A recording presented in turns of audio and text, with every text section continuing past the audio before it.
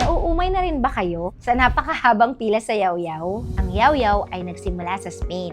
Bilang isang maliit na frozen yogurt shop, ang concept nila ay gawing exciting ang simpleng yogurt gamit ang iba't ibang fresh and premium toppings. Hindi nagtagal, naging isa ito sa pinakasikat na dessert chain sa Europe. Year 2012, when this frozen yogurt brand entered the Filipino scene.